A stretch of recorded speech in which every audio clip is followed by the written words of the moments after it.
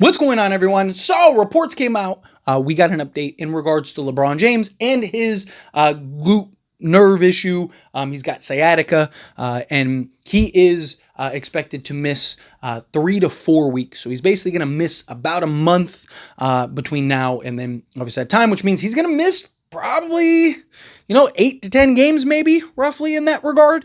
So we'll see how this progresses. LeBron James recently on Mind the Game, I wonder if this was kind of like a precursor to that, but recently on Mind the Game, he talked about how, he feels with this team, with this roster, he doesn't have to rush back, he doesn't have to expedite, like he can kind of ramp up, as he put it. Talked about that, did a video on that, but, I talked about this when I did the video about him missing preseason, and I said, he's earned the right to rest, right?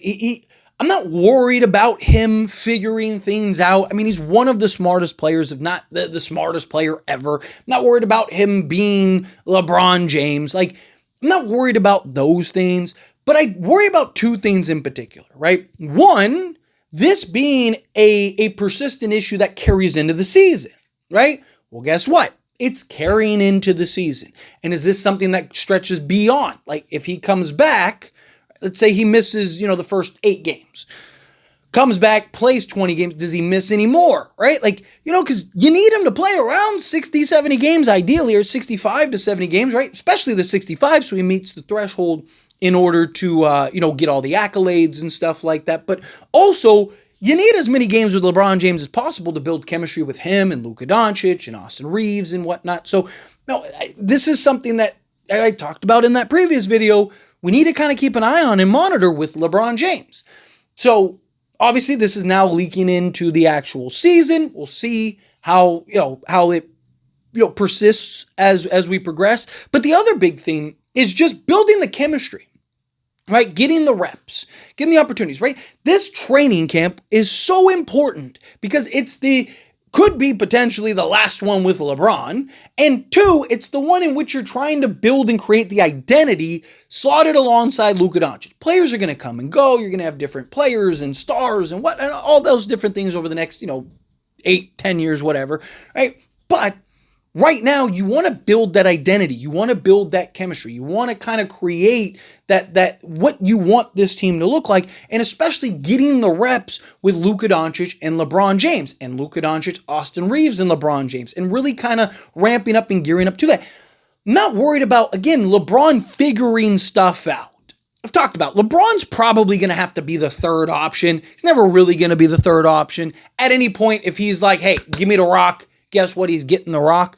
But he is probably in his best interest as far as like helping with longevity, helping with him kind of, staying healthy and reserved throughout the course of the season. Playing primarily off ball. He's going to score his 23 or whatever a night, right? I'm not worried about him scoring. He'll still be probably 23, 8, and 8 in that regard. But now he won't have to work so hard. On occasion, you're going to need him to put the cape on, be the guy that night. It happens, but it'll be fewer and far between than it was even with Anthony Davis. Love Anthony Davis, but more often than not, LeBron James had to be LeBron James. I mean, how many times do we have to see LeBron drop 30 just for us to have a chance to win? And we lost a lot of those games. And I've also talked about how, look at what this team looked like with LeBron and Anthony Davis. We won the bubble. 2021, I believe that they would have went back-to-back had they not suffered injuries. LeBron got hurt, AD got hurt, Andre Drummond was dealing with a toe injury, Dennis Schroeder was dealing with respiratory issues after giving COVID. Right? I mean, the team just got decimated by injuries. Then it was miss the playoffs entirely, play-in team, and then last year we saw the Lakers, and they were, they were a playoff team. They're the 3 seed, but if we don't trade for Luka, we probably are not the 3 seed for sure. And then we might have been a play-in team again because Anthony Davis would have been out and missed time. He rushed back to try to help, ease and calm some of the Dallas Mavericks, frustrations. He ends up getting hurt again. And then they end up being a play-in team. That would have been the Lakers more likely than not. So, this season is supposed to be one of optimism, right? But when you're talking about LeBron James and Luka Doncic, again, not worried about LeBron James figuring out how to operate and play alongside Luka and Austin Reeves and all those things. We've seen him be able to do it, right? We've seen it at times look great and brilliant, but there's levels to it, right? There's a difference between, man, Luka and LeBron James look excellent. Luka and LeBron James are very good, fantastic, whatever. And then there's, these two guys might be able to win us a championship.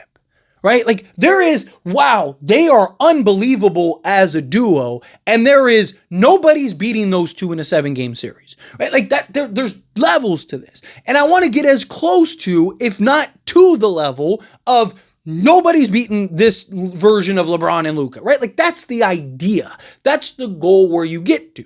Right? And again, I'm not really worried about it working to the level of where we win a bunch of games.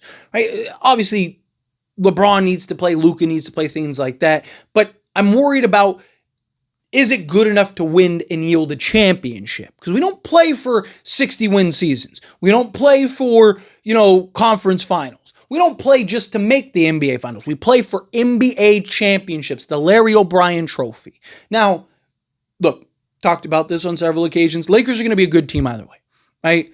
Lakers without LeBron, I believe, are a playoff team. Right? At worst, a play-in team, but I think that they're good enough. Luka's going to be probably the best player in the league this year.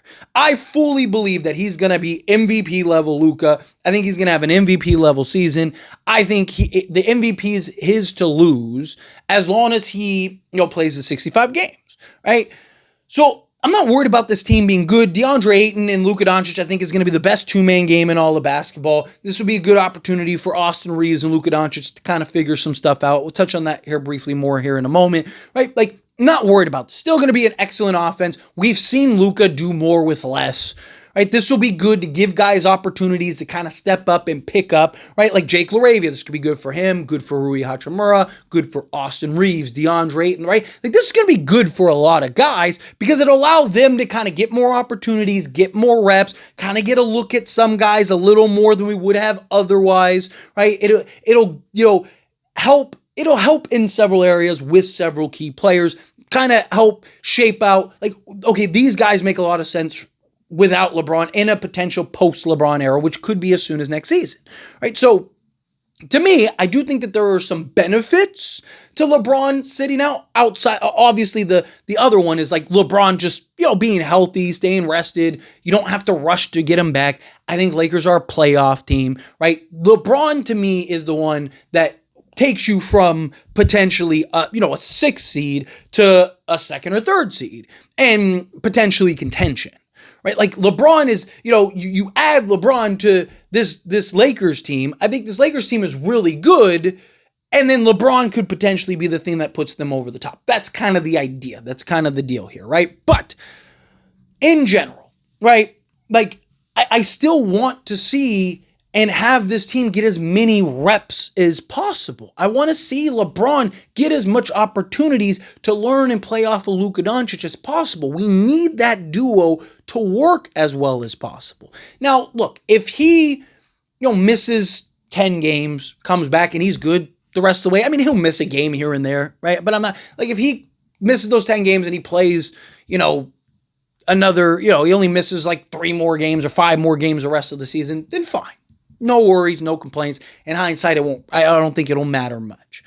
You're still kind of going to be behind the 8 ball by the time he comes back just because, you didn't get the training camp and then preseason and then the regular season, but I don't think it'll be the end of the world. My concern is that this kind of becomes a persistent thing that we have to kind of see and deal with between now and the end of the season. And then if he's not fully healthy come playoff time, I don't know if we can win an NBA championship. And again, the goal is to win an NBA championship. We're not playing for, hey, we had a deep playoff run, that's great. No, we're trying to win right now.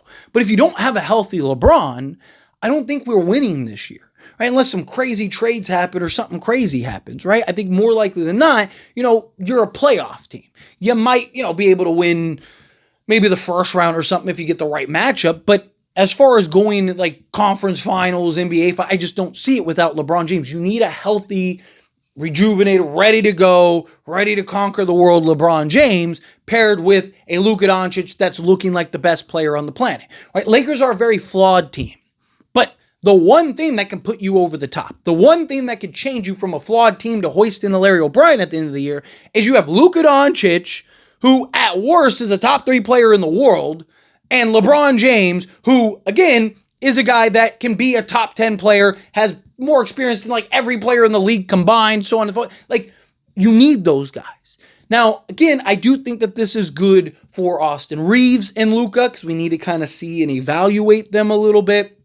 I think this is good for, Luka and DeAndre Ayton, kind of allow them to kind of run more of two-man game. You kind of get to see this team with Luka Doncic a little better. Kind of see guys stepping up. Okay, who's rising to the top in the absence of LeBron, who is kind of, falling more towards the bottom to where, hey, we need to maybe make some moves here, maybe make some changes. Let's get off of these guys. You make some, I think it has the potential to help kind of better see things. Because, again, LeBron and Luka are going to cover, make up, and mask so much for this team, right? When you take and remove a guy like LeBron, it's going to kind of put the Lakers in a position where they're going to be more reliant on other guys so you can kind of get a better understanding of said guys, right? So I do think that in a way this is good, and it's good to kind of get an idea for certain guys for the, next season and so on and so forth, right? So, I don't think it's all sorrows. And again, I'm not super worried about it yet. But this was one of my concerns. And I talked about this in the video where we got the news that he was going to miss preseason. And I talked about I'm fine if he missed preseason. I'm not happy about it. I don't think it's great, but I can live with it as long as he's right and ready to go for the regular season. Because if he misses time into the regular season, this starts to carry into the regular season, that could cause some problems for the Lakers here.